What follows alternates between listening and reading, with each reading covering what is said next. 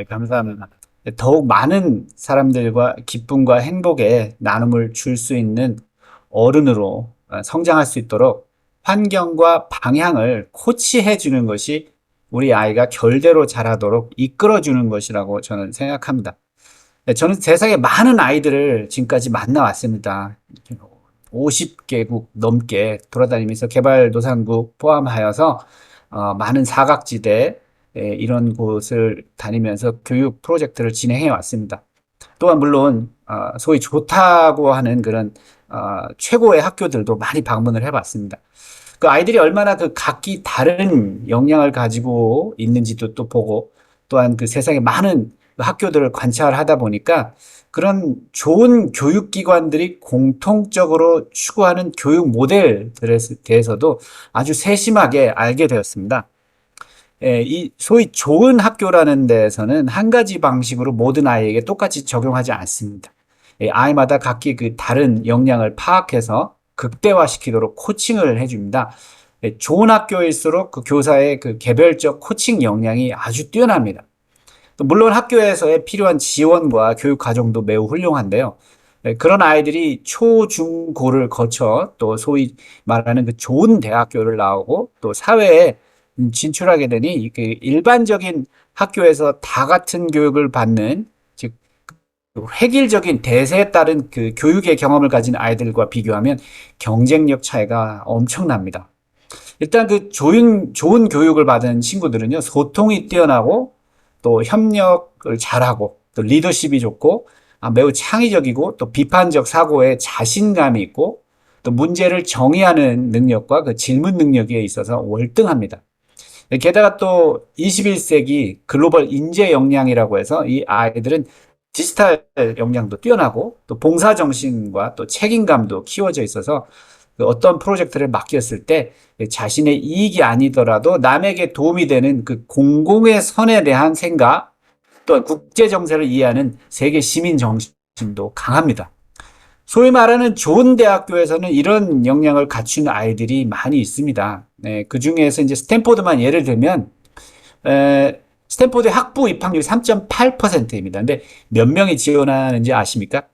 5만 5천 명의 지원을 합니다. 이런 숫자를 통과해서 입학한다는 것은 그 공부만 잘한다고 되는 것이 절대로 아니죠.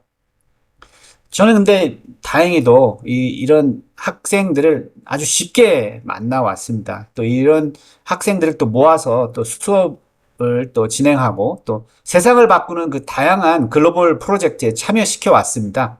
이렇게 스탠포드에서만 24년이 흘렀죠.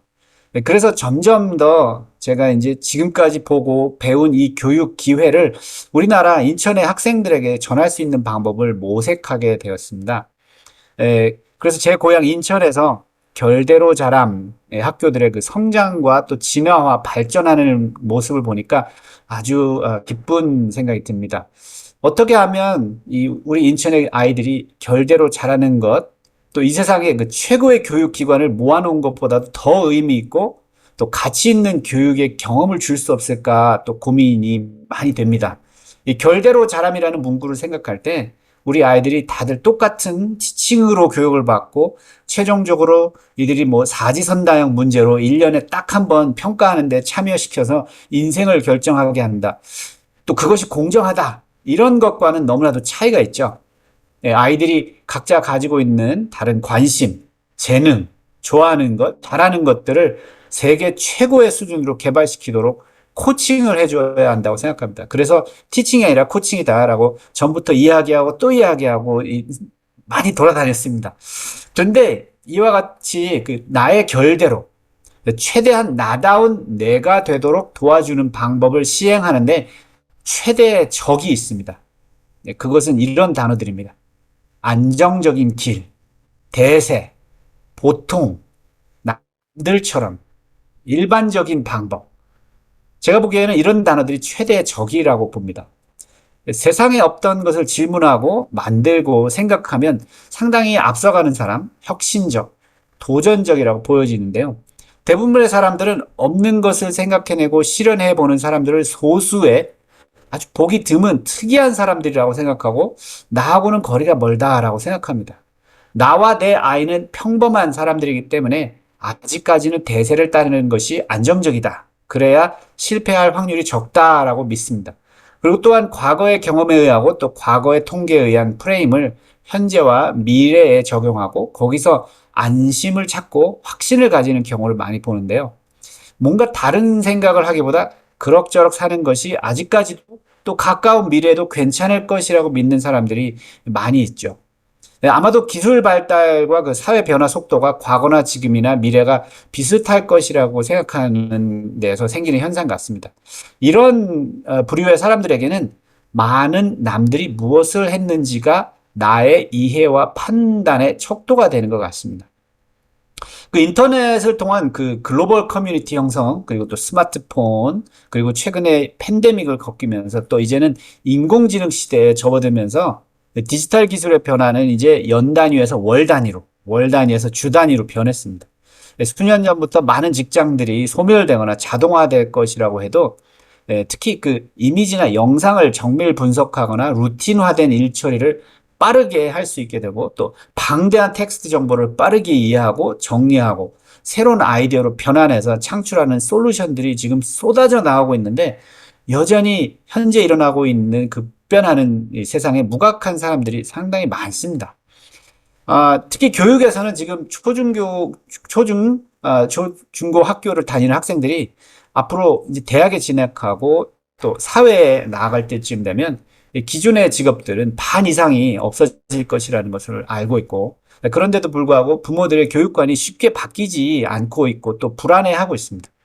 사회 초년생들도 대부분 기존의 것들에 관심을 가지고 있고요.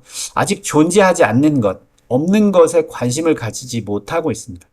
두려움 때문인지 또 불안 때문인지 조금이라도 안정적인 것을 찾아보려고 해서인지는 몰라도 존재하지 않는 것, 가보지 않은 길, 시도해보지 않은 문제, 해보지 않은 질문을 아직도 잘 하지 못하고 있죠. 반면에 그 소위 말하는 최고의 그 초중고 대학교들의 교육 방법은 이렇습니다.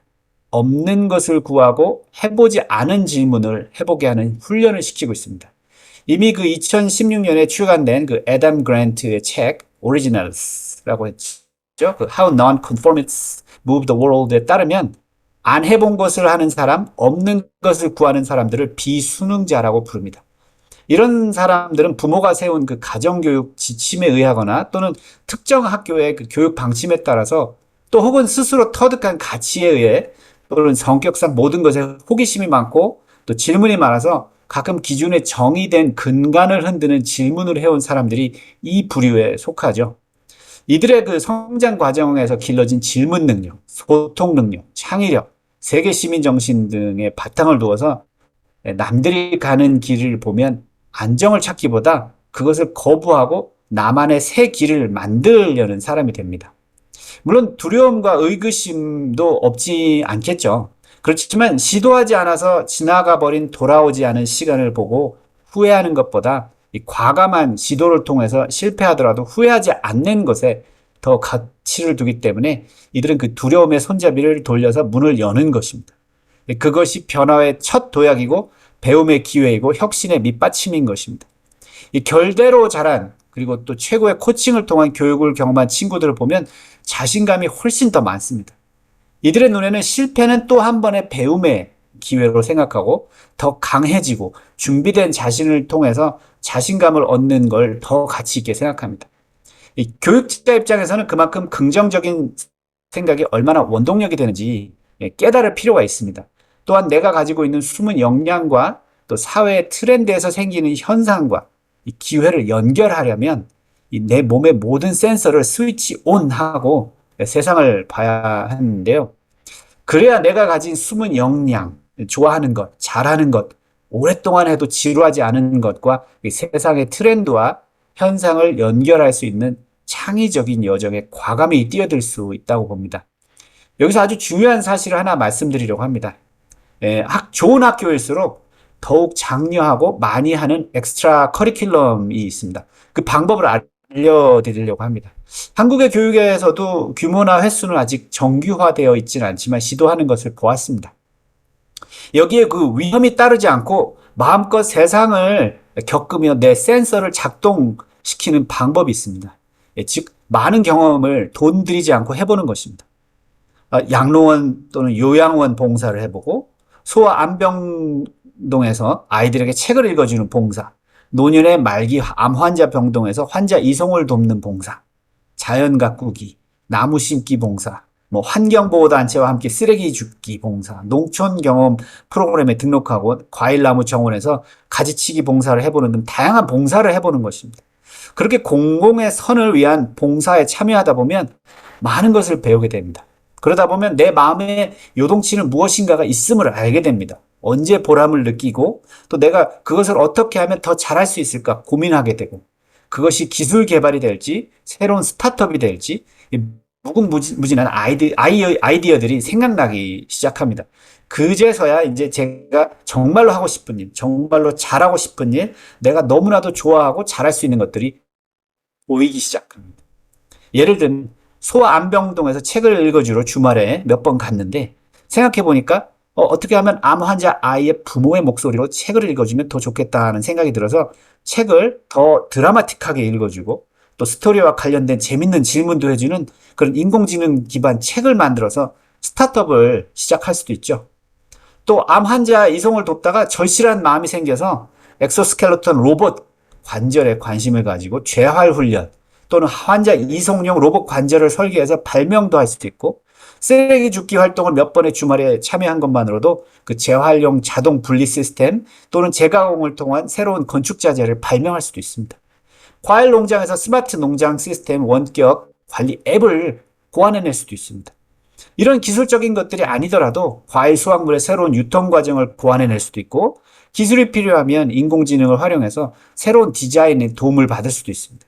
다만 내가 생각하는 것이 얼마나 진중하고 내 가슴을 떨리게 할 만큼 남들이 아직 생각해내지 못한 것인지 질문해 봐야겠죠. 이와 같은 지금 사회에서 일어나는 현상, 트렌드, 필요한 기술들을 접하다 보면 이 창의적인 생각과 질문을 하게 됩니다. 다양한 봉사활동을 통해서 궁휼한 마음이 기반이 된 창의, 창업, 창직은 아무도 말리지 못하게 됩니다. 게다가 이와 같은 방법은 돈이 들지 않고 위험 리스크도 없습니다.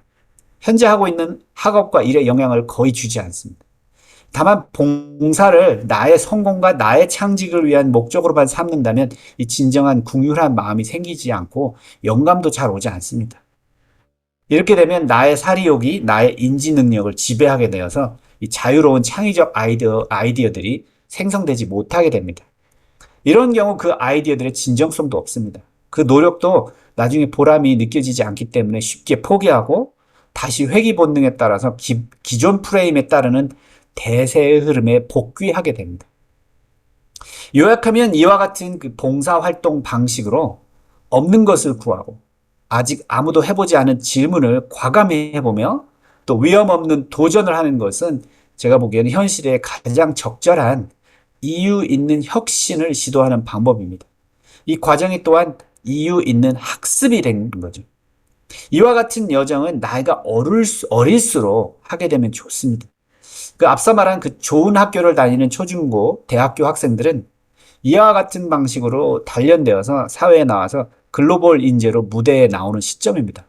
반면에 그 사지선다형 문제만을 어떻게 빨리 풀고 그런 과정이 가장 공정한 나를 평가하는 방법이라고 믿는 사람들의 소위 말하는 안정적인 대세에서 성장한 인재들과는 큰 차이점이 있죠.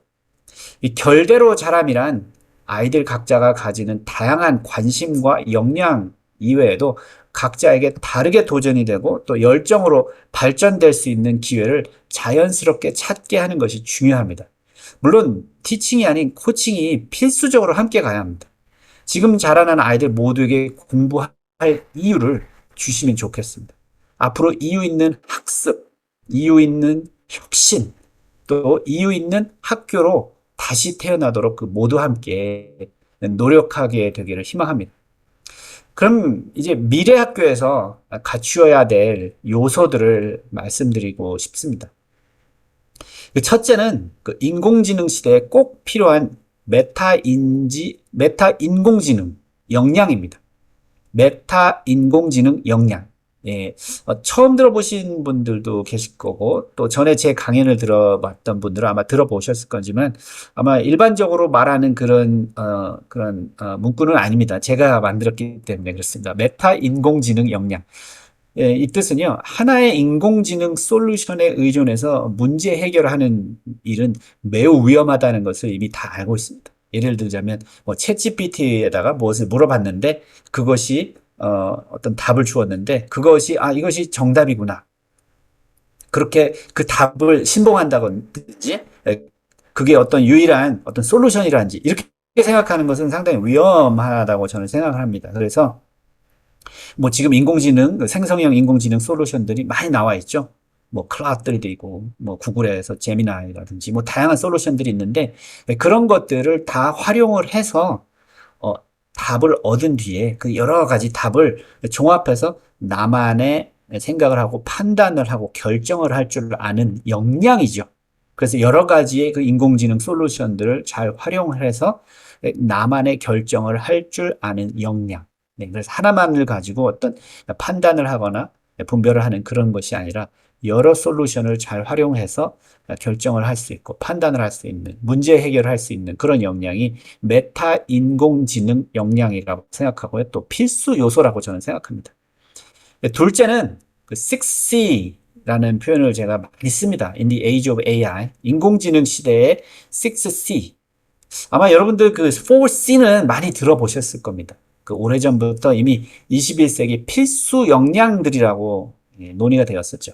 커뮤니케이션, 소통 능력, 크리에이티비티, 창의력, 콜라보레이션, 협동력, 크리커 땡킹, 비판 능력. 이 네 가지에 대해서는 많이 들어보셨을 겁니다. 근데 저는 여기다 두 개를 더 추가를 해서 컴패션, 궁휼한 마음, 공공의 선과 연관된 역량, 그리고 커미먼트입니다. 쉽게 포기하지 않는 책임 의식인 거죠. 예.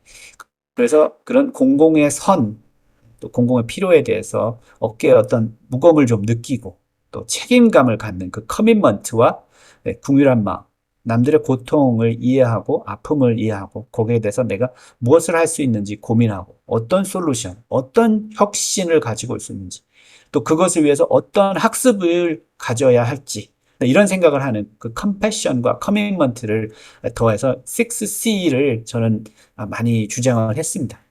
근데 6C가 사람과 사람들만의 것이 아닙니다. 이제는 6C라는 역량은 사람과 인공지능이 함께 하는 것을 말합니다. 즉, 인공지능과도 협력할 줄 알아야 되고, 인공지능과 잘 소통할 줄 알아야 되고, 인공지능과 함께 창의적인 문제 해결을 하는 방법을 모색하는 역량. 그래서 6C in the age of AI라는 그런 문구를 제가 만들었습니다. 너무나도 중요한 역량이 되어가고 있습니다. 셋째는 초자기 주도력입니다. 자기 주도 학습 뭐 이런 말들을 많이 들어봤죠. 초자기 주도력. 제가 초를 붙였습니다. Hyper self-regulation. 네, Hyper self-regulation. 왜 이런 초라는 걸 붙였을까요? Hyper. 이제 더욱 빨라진 그 기술 발전의 그 클락 스피드라고 하죠. 시계의 속도가 분명히 달라졌습니다. 그 오토메이션, 자동화 때문에 생산력이 엄청 빨라졌습니다. 그리고 또 결정, 또 문제 해결, 또 어떤 만드는 것, 뭐 코딩을 한다든지 모든 사회 전반적으로 엄청난 자동화가 지금 되고 있기 때문에 이 클락 스피드에 변화를 주어야 합니다. 또한 그 다양한 그 소프트 스킬들이 강화된 자기 주도력이 필요합니다. 예, 이것들이 무엇이냐면요. 자기 회복력입니다. 어떻게 보면 가스라이팅, 이렇게 부정적인 그런 코멘트를 많이 우리가 들으면서 사는 이 사회에서 저는 이렇게 말했습니다. 가스라이팅의 숲에서 서바이벌 하는 법. 네, 이런 것들을 제가 많이 이야기하는데 자기 회복력입니다. 그런 부정적인 말을 들었을 때 어떻게 하면 그것을 또 하나의 배움의 기회로 생각하고 자기 회복력을 가질까? 그리고 또 빨리 변화하는 이 시대에 적응력 또 다양한 연결 능력을 갖는 그런 것들이 강화된 이런 소프트 스킬들이 강화된 자기 주도력. 그래서 이것을 저는 초자기 주도력이라고 정의를 했습니다. 이것이 너무나도 필요한 그런 시기입니다. 또 넷째는 어떻게 보면 생소할지도 모르겠는데 앙트십입니다. 앙트십, entrepreneurship 줄임말이죠. 앙트십. 이 미국에서는 이런 앙트십 교육이 상당히 초등학교서부터 이제 시작하고 있는데요. 이제 이 사라질 수많은 직업들에 초점을 두는 게 아니라 창직, 창업 능력의 중요성을 더 강조한 부분입니다. 그래서 학생들이 어릴 때부터 이런 앙트십 교육이 필수적으로 함양돼야 된다고 생각하고요.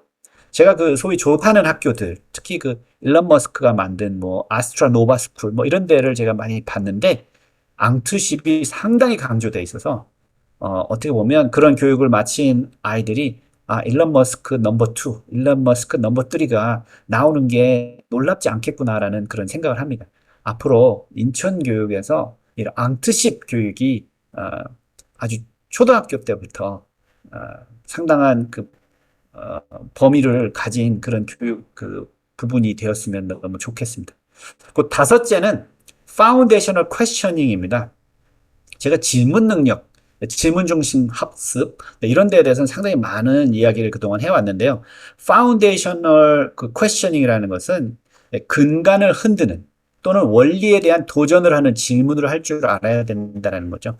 없던 것을 질문하고 없던 것을 만들어내고 없던 직업을 만들어낼 수 있습니다. 이와 같은 그 질문 중심 학습 방법은 제가 전에도 스마일이라는 프로젝트를 통해서 많이 소개했었습니다. 그래서 지금도 여러 선생님들께서 활용하고 계신데, 네, 이와 같이 인공지능 시대에 꼭 필요한 메타 인공지능 역량, 6C, 네, 그리고 초자기 주도력, 또 앙트십, 또 파운데이셔널 퀘셔닝 스킬, 네, 이런 요소들을 갖춘 그 미래의 학교를 디자인하고 또 운영하는 데 많은 관심을 가지고 있고요. 제가 보기에는 이런 것들이 소위 말하는 아주 중요한 그런 미래 학교의 요소, 아주 중요한 요소라고 저는 생각을 합니다. 그래서 한국에서 특히 또 인천에서 이와 같은 요소를 갖춘 글로벌 그 모델 스쿨이 가장 먼저 성장해서 세계로 뻗어나갔으면 너무 좋겠다라는 그런 마음을 갖고 있습니다. 그래서 저의 강의는 여기까지입니다. 감사합니다. 의해서 현재 그 입시 제도가 점점 무의미해지고 있다라는 것을 저는 뭐 분명히 보고 있고 또 많은 분들도 체감하실 거라고 생각합니다. 근데도 굳이 수능에 충실하겠다. 그래서 아이들의 그 개별적인 관심과 역량과는 무관하게 어쨌든지 수익성 좋고 가장 안정적인 직업을 위한 학과에 입학시키겠다고 굳은 의지를 보인다면 뭐 그런 부모님과 자녀에게 무엇을 권할 수 있겠습니까? 교사의 역할이 그저 그런 일을 하는 거라면 학교에서 해줄 게 없겠죠. 예, 그래서 이제 제가 볼 때는 이 글로벌 인재를 양성하는 예, 그런 가장 중요한 역할을 할 수 있는 선생님, 선생님들의 역할은 제가 볼 때는 아이들이 가진 그 개별적 관심 특기를 끌어내 줘야 되는데요. 또 이게 그러면 지금 하고 있는 일도 상당히 많은데 어떻게 그런 거를 또 추가적으로 하느냐 이런 또 질문을 제가 많이 받거든요. 그래서 예를 하나 드리면 좋을 것 같아요. 일단은 선생님들께서 인공지능을 활용한 다양한 솔루션들이 이제 나오고 있고 지금도 뭐 제가 지금 미국에서 봤을 때도 상당히 많은 솔루션들이 지금 나와 있는데 선생님들이 코칭을 한다고 하면은 사실 많은 부분에 있어서 자동화를 통해서 잡무가 이제 없어져야 된다고 저는 생각을 하고 있습니다. 그래서 어, 그런 그 선생님들께서 하실 수 있는 그 역할을 최대한 코칭의 역할을 할 수 있으려면 저는 이제 이 코칭 시스템 네, 이런 것들 또 예시도 제공되고 템플릿도 있고 또 코칭 플랫폼이 선생님들에게 제공이 되면 훨씬 수월하게 코칭을 하실 수 있을 것이다라는 생각을 합니다. 물론 앞서도 말씀드렸지만 그 업무 자동화를 통해서 인공지능을 적극 활용해서 그런 이런 코칭이 새로운 부가적인 업무가 되지 않게끔 해야 된다라는 그런 생각을 아주 강하게 하고 있습니다. 그리고 또 그와 비슷한 그런 툴들이 이미 지금 많이 나와 있거든요. 네, 그래서 그런 부분들이 좀 강화가 돼야겠다라는 생각이고요. 어, 아마 질문하셨을 때 그러면 뭐 코칭이 뭐 어떻게 구체적으로 하느냐 뭐 이런 것도 궁금하실 것 같아서 제가 이제 최근에 어떤 고등학생을 코칭을 한 경험이 있는데, 그거를 잠깐 소개를 시켜드리면 좀 이해가 좀 빠를 것 같습니다. 이 코칭이라는 게 아이들의 관심과 그 숨은 잠재력을 끌어내는 거라고만 간단하게 생각하실 수도 있겠지만, 제가 생각할 때는 상당히 창의력이 필요합니다. 선생님들께서. 그 뜻은 뭐냐면요. 예를 들어서 제 고등학생이 저한테 와서 이런 말을 했습니다. 저는 음악을 너무 좋아해서 음악을 포기할 수 없다. 그리고 또 화학을 좋아한대. 화학을 너무 좋아해서 화학도 나는 포기할 수 없다. 그래서 근데 이제 대학을 앞으로 가야 되는데 그럼 뭐 어떻게 해야 되느냐? 그래서 제가 그 말을 딱 듣는 순간 이런 생각이 들었습니다. 이 아이에게 화학과 음악을 같이 할 수 있는 방법, 그걸 제시해 주면 좋겠다. 그래서 아이에게 화학 반응을 활용해서 음악을 만드는 솔루션을 한번 만들어 보라고 했어요. 그랬더니 이 친구가 그 화학 반응을 통해서 음악이 만들어지는 그런 솔루션을 만들었는데, 그 화학 반응이 예를 들자면 뭐 그 소공기라든지 또 그 전기가 통하는 컨덕티비티라든지 뭐 여러 가지 그런 것들을 통해서 음악 소리가 이렇게 톤이 바뀌고 키가 바뀌는 그런 툴을 만들었는데, 또 마침 그 동네에 그 난민 캠프가 있거든요. 여기 우크라이나 전쟁 또 시리아 난민들 뭐 이런 아이들이 와서 이제 있는 캠프가 있는데, 거기서 그 아이한테 네가 만든 그 화학 반응 음악 솔루션을 한번 시연해주고 그 아이들에게 한번 보여주고 어떻게 만들었는지 가르쳐줘라 그랬거든요. 그랬더니 이 아이가 거기 캠프에 가서 그 아이들한테 화학도 가르쳐주고 음악적인 부분도 가르쳐주고 코딩도 가르쳐주고 봉사정신도 갖고 또 세계 시민정신을 동시에 배우게 되는 거죠. 근데 사실 이런 수업이 지금 제가 고등학생한테 이렇게 코칭을 해서 시켜서 그렇지, 대학교에 수업이 있습니다. 이런 수업들이. 이런 수업들이 상당히 인기가 엄청납니다. 이렇게 융합적인 그런 프로젝트를 진행하는 수업들이 있는데, 그래서 다시 말씀드리면 선생님들께서 코칭이라는 것이 어떤 어, 잠재력을 끌어내는 것 정도가 아니라 창의적인 연결을 해줄 수 있는 역량을 키워주는 것, 그걸 발전시킬 수 있도록 교사 양성 프로그램을 만들고 싶은 생각도 저는 있고요. 그래서 그런 교사 양성 역량을 개발시켜주는 그런 프로그램들이 필요하다. 네, 이런 또 말씀을 드리고자 합니다. 네, 너무나도 많은 그런 요소들이 이제 필요하겠지만, 제가 볼 때는, 지금 이제 이미 인공지능 코칭 시스템이 활용이 되고 있어서, 저도 지난 학기에 수업 때 인공지능 그 도우미, 그러니까 조교, 인공지능 조교를 활용했었는데, 학생들의 반응이 너무 좋았습니다. 그래서 그와 같은 그 인공지능 조교, 또 지금 학생 기록부라든지 이런 것들이 지금 되게 심플하지 않습니까? 그래서 인공지능을 활용해서 그 개별 코칭의 과정과 또 분석 결과 등이 쉽게 입력되고 또 분석되고 또 리포팅이 될 수 있게 그런 시스템적인 부분도 있어야 될 것 같고요. 선생님이 그 교육자가 직접 강의실에서 활용할 수 있는 그런 도우미, 그런 기능을 가진 그런 인공지능 도우미 기능도 지금 미국 학교에서 이미 지금 사용이 되고 있습니다. 그래서 그 대학교에서도 아마 그런 것들이 이제 활용이 되기 시작할 거라고 저는 생각을 하고 있습니다. 그래서 인공지능을 이야기하지 않을 수가 없는 것 같습니다. 그래서 이 선생님들, 교육자들의 그 잡무를 대폭 줄여줘야만 이런 코칭을 할 수 있도록 그런 환경과 그런 조건이 마련된다고 저는 보고 있습니다. 그리고 또 앞으로 학생들을 평가하는 부분이 바뀌지 않으면 학습 방법이 바뀔 것 같지 않습니다.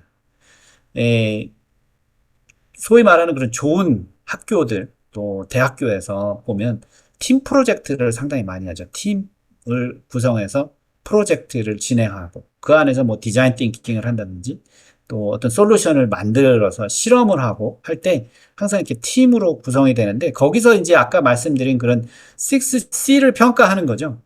소통 능력, 저 학생이 소통 능력이 어느 정도인가, 또 어떤 비판적 사고가 어느 정도인가, 또 창의성이 어느 정도인가, 이런 것들을 평가하는 그런 척도들이 많이 나와 있는데, 이 초중고에서 일반 학교에서는 전혀 도입이 되지 않고 있습니다. 그래서 이런 부분들이 도입이 되었으면 좋겠다라는 생각이고요.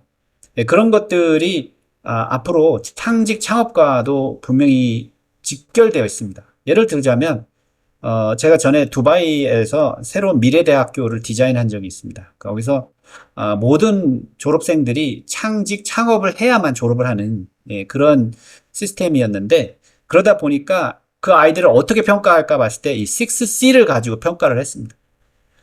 그래서 학생들이 피칭을 하지 않습니까? 어떤 창업이라든지 이런 거 하려면 피치덱을 만들어야 되는데 그 안에 이제 그 슬라이드를 만들겠죠. 파워포인트라든지 이런 걸 만들어 가지고 필요한 그런 요소들을 다 집어넣는데 그것을 이제 학생들이 피칭을 할 때 얼마나 잘 소통을 하는지 또 얼마나 창의적인 생각이 잘 담아져 있는지 또 얼마나 비판적인 사고를 가지고 만들었는지 뭐 등등 이와 같은 평가를 하는 것이 어차피 피치덱에서도 나옵니다. 그렇다 보니까 학교 교육이 그런 것들을 준비시켜 줘야 하기 때문에 그런 평가 부분이 변화가 꼭 우선되어야 된다. 네, 이런 말씀을 드리고 싶습니다. 제가 보기에는요, 아이들이, 지금 학교에서 공부하고 있는 아이들이 미래 사회에서 과연 어떤 환경에서 어떤 툴들을 활용해서 문제 해결을 할지 생각해 보면 될 것 같습니다.